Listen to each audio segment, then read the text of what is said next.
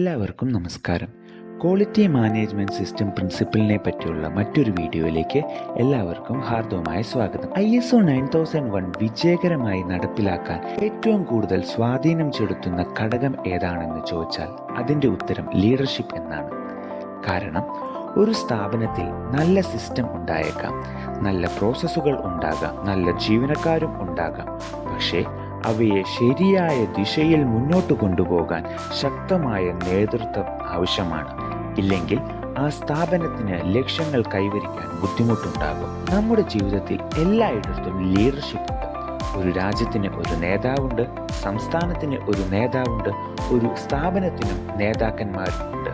നേതൃത്വം എന്നത് ആളുകളെ നിയന്ത്രിക്കുന്നത് മാത്രമല്ല, അവരെ ഒരു ലക്ഷ്യത്തിലേക്ക് നയിക്കുക, പ്രചോദിപ്പിക്കുക, പിന്തുണയ്ക്കുക, വിജയത്തിലേക്ക് എത്തിക്കുക എന്നതാണ് യഥാർത്ഥ നേതൃത്വം. ഒരു നല്ല നേതാവിന് ടീമിന് ദിശ കാണിച്ചു കൊടുക്കുവാനാകും. അവരുടെ കഴിവുകൾ കണ്ടെത്തി അവയെ പുറത്തു കൊണ്ടുവരുവാൻ അത് സഹായിക്കും. അവർക്ക് ആവശ്യമായ പിന്തുണയും റിസോഴ്സസും നൽകുവാൻ സാധിക്കും. പലർക്കും ഒരു തെറ്റിദ്ധാരണയുണ്ട്, ലീഡർഷിപ്പ് എന്നാൽ മാനേജിംഗ് ഡയറക്ടർ അല്ലെങ്കിൽ ഓണർ മാത്രമാണ് എന്ന്. ISO 9000 പറയുന്നത് അങ്ങനെയല്ല. ഒരു ഡിപ്പാർട്ട്മെന്റ് മാനേജർ ഒരു നേതാവാണ്, ഒരു സൂപ്പർവൈസർ ഒരു നേതാവാണ്, ഒരു ടീം ലീഡർ ഒരു നേതാവാണ്, ഒരു പ്ലാൻ ഹെഡ് ഒരു നേതാവാണ്. അതായത് സ്ഥാപനത്തിൽ മറ്റുള്ളവരെ നയിക്കുന്ന ഏതു വ്യക്തിയും ലീഡർഷിപ്പിന്റെ ഭാഗമാണ്. ISO 9001 പറയുന്നത് leaders at all level establish unity of purpose and direction എന്നാണ്. ലളിതമായി പറഞ്ഞാൽ സ്ഥാപനത്തിലെ എല്ലാവരും ഒരേ ലക്ഷ്യത്തിലേക്ക് പ്രവർത്തിക്കണം എന്നാണ്. ഉദാഹരണത്തിന്, ഒരു കമ്പനിയുടെ ലക്ഷ്യം കസ്റ്റമർ സാറ്റിസ്ഫാക്ഷൻ മെച്ചപ്പെടുത്തുക എന്നതാണെങ്കിൽ പ്രൊഡക്ഷൻ ടീം ഒരു ഡയറക്ഷനിലും, ക്വാളിറ്റി ടീം മറ്റൊരു ഡയറക്ഷനിലും, സെയിൽസ് ടീം മൂന്നാമതൊരു ഡയറക്ഷനിലും പോകാൻ പാടില്ല. എല്ലാവരും ഒരേ ലക്ഷ്യത്തിനായി പ്രവർത്തിക്കണം. ആ ഏകോപനം ഉണ്ടാക്കുന്നത് ലീഡർഷിപ്പ് ആണ്. ഒരു സ്ഥാപനത്തിന്റെ വിജയം അല്ലെങ്കിൽ പരാജയം എപ്പോഴും ലീഡർഷിപ്പിനെ ആശ്രയിച്ചിരിക്കും. കാരണം ലീഡർഷിപ്പ് ആണ് ലക്ഷ്യങ്ങളെ നിർണ്ണയിക്കുന്നത്, തീരുമാനങ്ങൾ എടുക്കുന്നത്, ജീവനക്കാരെ പ്രചോദിപ്പിക്കുന്നത്, റിസോഴ്സസുകൾ നൽകുന്നത്, ഉപഭോക്തൃ ആവശ്യങ്ങൾക്ക് മുൻഗണന നൽകുന്നതും ലീഡർഷിപ്പാണ്. ഒരു സ്ഥാപനത്തിൽ മികച്ച ലീഡർഷിപ്പ് ഉണ്ടെങ്കിൽ ജീവനക്കാർക്ക് ജോലിയിൽ കൂടുതൽ താല്പര്യം ഉണ്ടാകും. ഓരോ സ്ഥാപനത്തിനും ചില ലക്ഷ്യങ്ങൾ ഉണ്ടാകും. ഉദാഹരണത്തിന്, സെയിൽസ് 20% വർദ്ധിപ്പിക്കുക, കസ്റ്റമർ കംപ്ലൈന്റ് കുറയ്ക്കുക, പുതിയ പ്രൊഡക്റ്റ് ലോഞ്ച് ചെയ്യുക, പുതിയ മാർക്കറ്റിലേക്ക് പ്രവേശിക്കുക, എക്സ്പോർട്ട് ബിസിനസ് ആരംഭിക്കുക.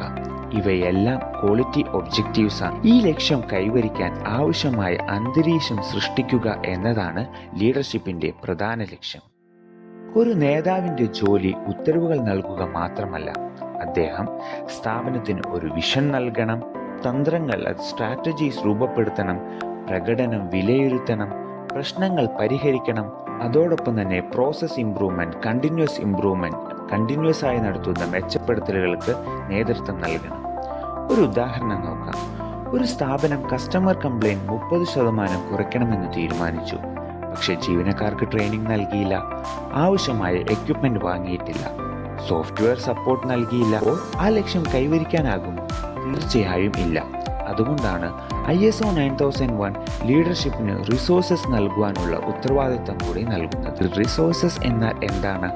ആളുകൾ, പരിശീലനം, മെഷീനുകൾ, ഉപകരണങ്ങൾ, സോഫ്റ്റ്വെയർ, ഇൻഫ്രാസ്ട്രക്ചർ, ബഡ്ജറ്റ് ഇവയെല്ലാം അതിൽ ഉൾപ്പെടുന്നു. വലിയ കമ്പനികളിൽ ഓണേഴ്സ് എല്ലാ കാര്യങ്ങളും നേരിട്ട് നോക്കാറില്ല. അവർ ഉത്തരവാദിത്തങ്ങൾ മറ്റുള്ളവർക്ക് കൈമാറും. അതിനാൽ branch manager, plan manager, department manager, team leader എന്നിവരും ലീഡർഷിപ്പിന്റെ ഭാഗമാണ്. ISO ഓഡിറ്റിൽ ഇവരെയും ലീഡർഷിപ്പായി കണക്കാക്കും. ISO 9001 ഏറ്റവും കൂടുതൽ കേൾക്കുന്ന വാക്കാണ് കമ്മിറ്റ്മെന്റ്. ലീഡർഷിപ്പ് കമ്മിറ്റ്മെന്റ് എന്നത് വെറും സംസാരത്തിൽ മാത്രം കാണിക്കേണ്ട ഒന്നല്ല, അവ തെളിയിക്കണം. ഉദാഹരണത്തിന്, ക്വാളിറ്റി മാനേജ്മെന്റ് റിവ്യൂ ചെയ്യുക, ട്രെയിനിങ്ങിന് ബഡ്ജറ്റ് അനുവദിക്കുക, കസ്റ്റമർ ഫീഡ്ബാക്ക് വിലയിരുത്തുക, റിസോഴ്സസുകൾ നൽകുക, ഇംപ്രൂവ്മെന്റ് പ്രൊജക്ട്സ് പിന്തുണയ്ക്കുക.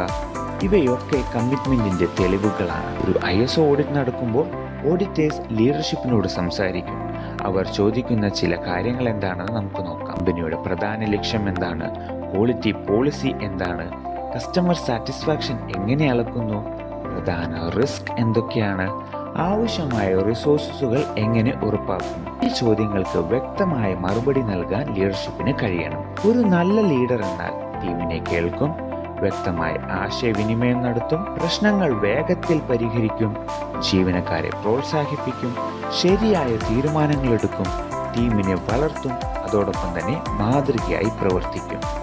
ലീഡർഷിപ്പ് ദുർബലമായ ലക്ഷ്യങ്ങൾ വ്യക്തമാകുകയില്ല, ജീവനക്കാർക്ക് മോട്ടിവേഷൻ കുറയും, കസ്റ്റമർ കംപ്ലൈന്റ് വർദ്ധിക്കും, പ്രശ്നങ്ങൾ ആവർത്തിക്കും, ഓഡിറ്റ് ഫൈൻഡിംഗ് വർദ്ധിക്കും, ബിസിനസ് പെർഫോമൻസ് കുറയും. ആയതിനാൽ ലീഡർഷിപ്പ് ഒരു സ്ഥാപനത്തിന്റെ ബാക്ക് ബോൺ ആണ് എന്ന് പറയാം. ഒരു സ്ഥാപനത്തിൽ ശക്തമായ ലീഡർഷിപ്പ് ഉണ്ടെങ്കിൽ കസ്റ്റമർ സാറ്റിസ്ഫാക്ഷൻ ഉയരും, എംപ്ലോയി എൻഗേജ്മെന്റ് വർദ്ധിക്കും, പ്രൊഡക്ടിവിറ്റി മെച്ചപ്പെടും, ഡിസിഷൻ മേക്കിംഗ് വേഗത്തിലാക്കും, ക്വാളിറ്റി കൾച്ചർ വളരും, ബിസിനസ് ഗ്രോത്ത് ഉറപ്പാകും. ഇന്നത്തെ സെക്ഷനിൽ നിന്ന് ഓർമ്മപ്പെടുത്തേണ്ട 5 കാര്യങ്ങൾ എന്താണെന്ന് നമുക്കൊന്ന് നോക്കാം. 1. ലീഡർഷിപ്പ് ISO 9001 പ്രധാന തത്വങ്ങളിൽ ഒന്നാണ്. 2. ലീഡർഷിപ്പ് സ്ഥാപനത്തിന് ദിശയും ലക്ഷ്യവും നൽകുന്നു.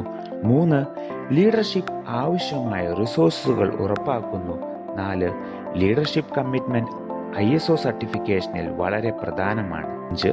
ശക്തമായ ലീഡർഷിപ്പ് കസ്റ്റമർ സാറ്റിസ്ഫാക്ഷനിലേക്കും ബിസിനസ് സക്സസിലേക്കും നയിക്കുന്നു. അവസാനമായി ഒരു കാര്യം പറയാം.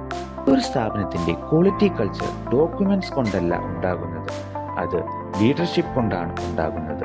ലീഡർഷിപ്പ് ശരിയായ ഡയറക്ഷനിൽ പ്രവർത്തിച്ചാൽ ക്വാളിറ്റി മാനേജ്മെന്റ് സിസ്റ്റം ഒരു കംപ്ലൈൻസ് റിക്വയർമെന്റ് മാത്രമല്ല, സ്ഥാപനത്തിന്റെ വിജയത്തിന് സഹായിക്കുന്ന ഒരു ശക്തമായ ബിസിനസ് ടൂൾ ആയി മാറും. Thank you. ഈ വീഡിയോ നിങ്ങൾക്ക് സഹായപ്രദമായെങ്കിൽ ലൈക്ക് ചെയ്യുക.